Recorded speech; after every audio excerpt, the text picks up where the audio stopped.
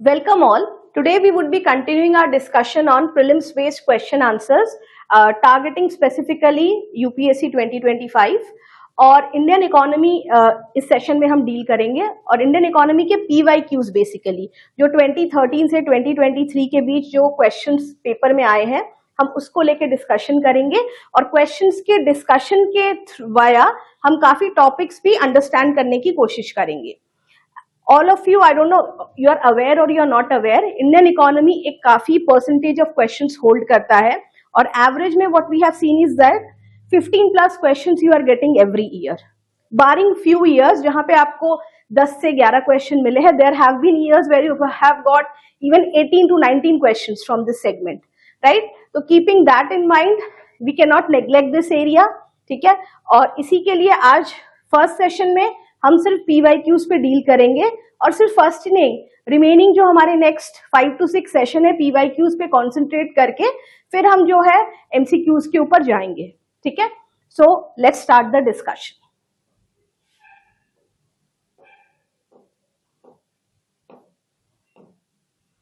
Okay, the first question for today.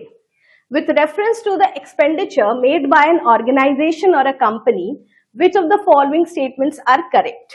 यहाँ पे आपको दो स्टेटमेंट्स दिए हुए हैं और इसमें से आपको आइडेंटिफाई करना है कि करेक्ट कौन से स्टेटमेंट्स है. Let's see the first statement. Acquiring new technology is capital expenditure.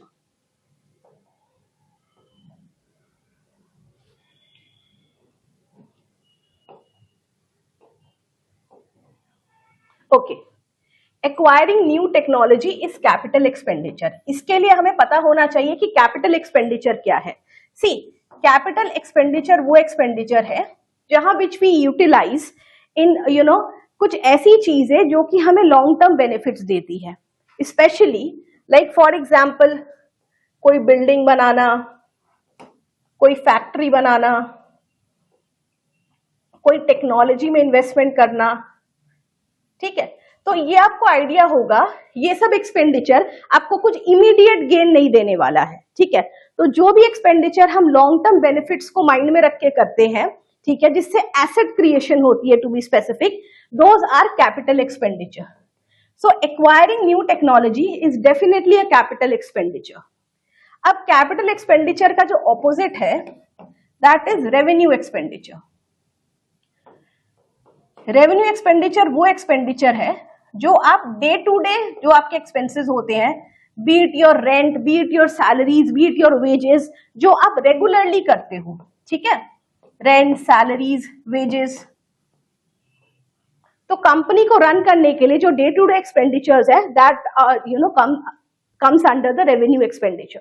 ठीक है, तो दो चीज हमें आइडेंटिफाई कर ली, कैपिटल एक्सपेंडिचर क्या है, रेवेन्यू एक्सपेंडिचर क्या है. First statement is totally correct. Come to the second statement.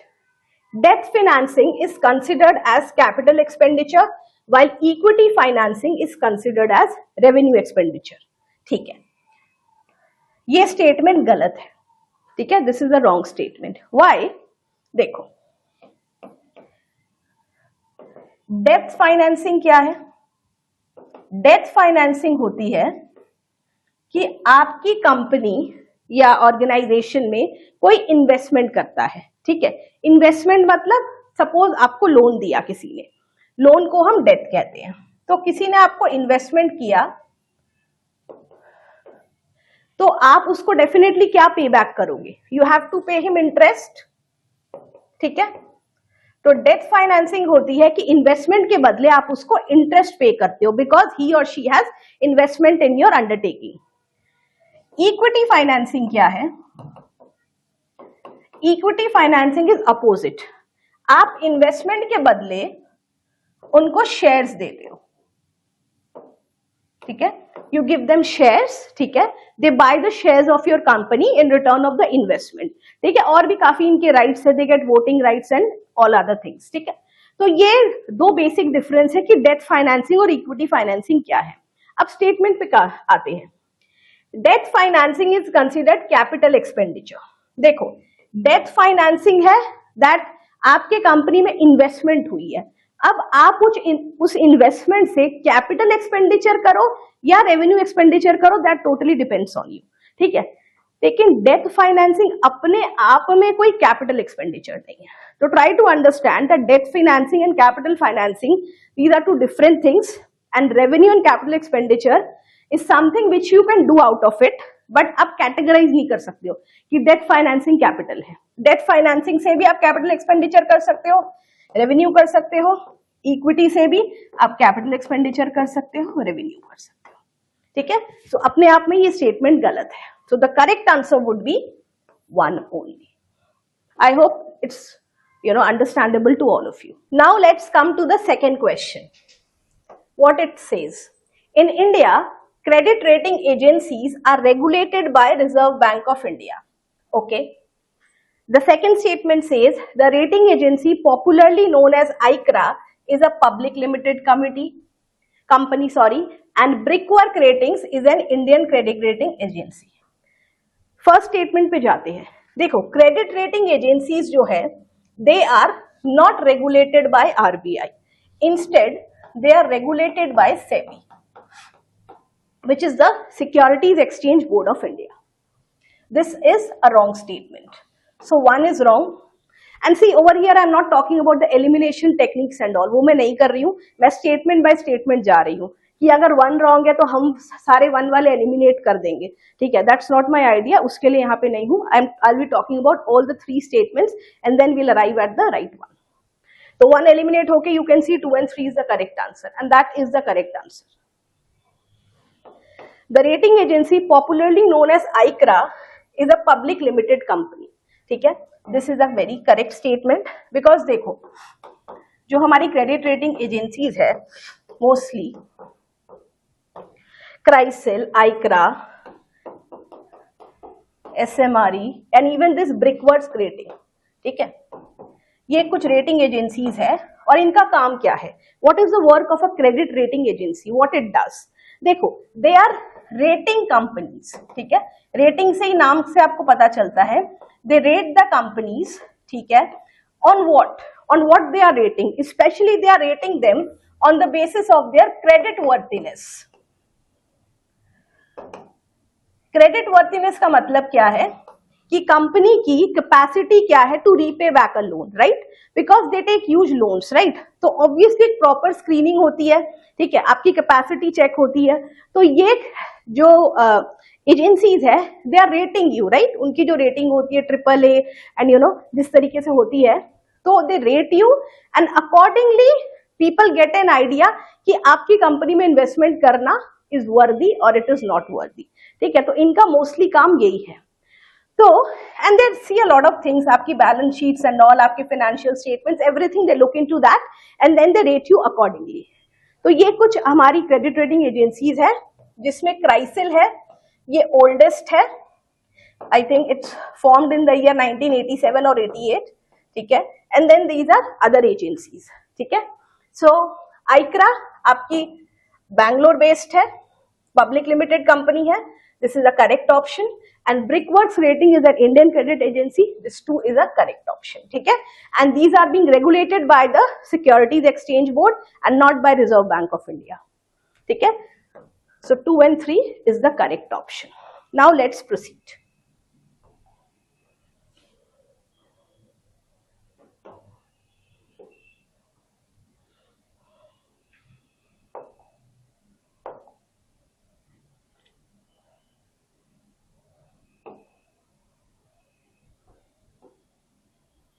Okay. Question number 3. Consider the following statements. Other thing remaining unchanged, market demand of a good. ये देखो micro economics का एक question है, ठीक है। Although it is not a part of your syllabus, but as and when you can expect questions like this, ठीक है। तो थोड़ा सा आपको आइडिया रखना होगा। Other things remaining unchanged मतलब ceteris paribus, market demand of a good might increase, मतलब किसी भी चीज की जो डिमांड है वो इंक्रीज कर सकती है in which of the following conditions. First है price of the substitute increase. देखो सब्स्टिट्यूट क्या है? Substitute means any good which can be used instead of others, right? Like for example, सबसे अच्छा हम एग्जाम्पल देते हैं टी या कॉफी, ठीक है, मतलब किसी की कोई रिप्लेसमेंट जो हो सकती है, ठीक है. So price of its substitute increase, तो अगर मार्केट डिमांड इंक्रीज हो रही है, demand of good one is increasing और price of substitute is increasing, तो डेफिनेटली इंक्रीज होगी ना. अगर सब्स्टिट्यूट का प्राइस बढ़ रहा है, ठीक है, अगर सब्स्टिट्यूट का प्राइस बढ़ रहा है, जैसे फॉर एग्जांपल टी का प्राइस अगर बढ़ रहा है, ठीक है, तो जो लोग टी पी रहे हैं they can obviously shift to a coffee, right, because उनको लग रहा है कि नहीं, they will not be able to, purchasing power नहीं उनके पास टी का, ठीक है. तो ये करेक्ट स्टेटमेंट है कि ऑब्वियसली सब्स्टिट्यूट का प्राइस इंक्रीज होता है तो दूसरे गुड को बेनिफिट होगा, उसका डिमांड बढ़ जाएगा. तो अचानक से आप देखोगे ऑल्दो जो कॉफी यूज नहीं भी करते हैं, कॉफी का प्राइस मतलब coffee demand would rise. First option is correct. Other things remaining unchanged, market demand for a good increase if price of its complement increase. देखो substitutes हमें पता चल गया, complement क्या है? देखो substitutes are those which are used in place of each other, but complements are those goods which are used together, right? वो साथ में ही यूज होंगे. सबसे अच्छा एग्जाम्पल है आपका pen plus ink, car plus petrol, ठीक है. तो ये सब चीजें एक दूसरे के बिना यूज नहीं हो सकती है. तो अगर कॉम्प्लीमेंट का प्राइस इंक्रीज हो रहा है, जैसे फॉर एग्जांपल अगर इंक का प्राइस इंक्रीज हो रहा है, तो क्या पेन की डिमांड बढ़ेगी? डेफिनेटली नहीं बढ़ेगी. कारण क्या है? अगर यहां पे होता price of complement decrease, then that would have been a correct option. तो अगर पेट्रोल का प्राइस बढ़ रहा है तो कार की डिमांड नहीं बढ़ने वाली है, ठीक है. सो कॉम्प्लीमेंट वाला ये ऑप्शन गलत है. Next is the good is an inferior good and income of the consumer increase. Inferior good अब क्या है? Inferior goods are those goods which are, inferior से ही आपको पता चल रहा है कि ये लो इन क्वालिटी है, ठीक है. तो देखो लो इन क्वालिटी गुड्स है, चाहे वो लो इन क्वालिटी फूड हो या क्लोथ्स हो, वो हम तभी यूज करते हैं जब हमारी परचेजिंग पावर बहुत लो होती है. तो अगर हमारी इनकम बढ़ रही है, obviously we would shift from inferior good to a normal good, right. So if the good is inferior और इनकम हमारी बढ़ जा रही है तो डिमांड बढ़ेगी. This is a correct option. And last, it's price fall. ये तो सबसे इंपॉर्टेंट है. डिमांड किसी भी चीज की बढ़ जाती है अचानक जब उसका प्राइस गिरता है. प्राइस एंड डिमांड का जो रिलेशन है that is in inverse relationship, right? So this is the correct option. So you have this 1, 3 and 4. We go with this. ठीक है. इसमें हमने क्या चीजें पढ़ी? सब्स्टिट्यूट क्या है, कॉम्प्लीमेंट क्या है और एक इंफीरियर गुड क्या है. Okay, now let's proceed. Now we come to question number 4. This is a easy one. Consider the following statements. This is in context of the reserve bank of India, ठीक है. The governor of the RBI is appointed by the central government. This is a correct statement because all the governors plus the deputy governors are appointed by the central government. So this is a correct statement. Come to statement number 2. Certain provisions in the Constitution of India gives the central government the right to issue direction to the RBI in public interest. देखो constitution of India में ऐसा कोई भी provision नहीं है which is giving any right to central government to issue the directions to RBI. Okay? जो भी RBI के रूल्स एंड रेगुलेशंस है, it is coming from this act, RBI Act of 1934. और जो बैंक्स की रेगुलेशन है that is banking regulation act 1949, ठीक है. तो कॉन्स्टिट्यूशन में ऑफ इंडिया में एज सच कोई भी रूल्स एंड रेगुलेशंस नहीं है. Third statement, the governor of the RBI draws his power from the RBI act. This is a very correct statement. As I said you, RBI act 1934 ही governor deputy governors को power देता है, you know how they are going to act. right? So we see statement 1 and 3 are the correct ones. So the correct answer would be C. Let's proceed. The last question for today. In India, which one of the following is responsible for maintaining price stability and controlling inflation? ठीक है, statement में price के बारे में है और inflation के बारे में है. Let's look at the option. Department of consumer affairs कभी भी होगा नहीं, ठीक है, they are not related to anything, they are related to the consumer affairs only. Expenditure management commission भी नहीं होगा. Financial Stability and Development Counseling. No, this again is a wrong option. The correct answer is Reserve Bank of India. This is a very easy one. देखो, RBI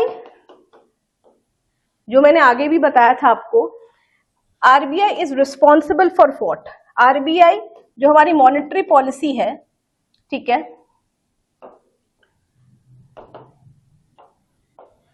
that talks about what? It talks about only one and the same thing, and that is price stability और inflation को control करना है along with ensuring economic growth. यही काम है monetary policy का, that is your reserve bank of India. और आप देखोगे ये दोनों ही कॉन्ट्रारी ऑब्जेक्टिव्स हैं,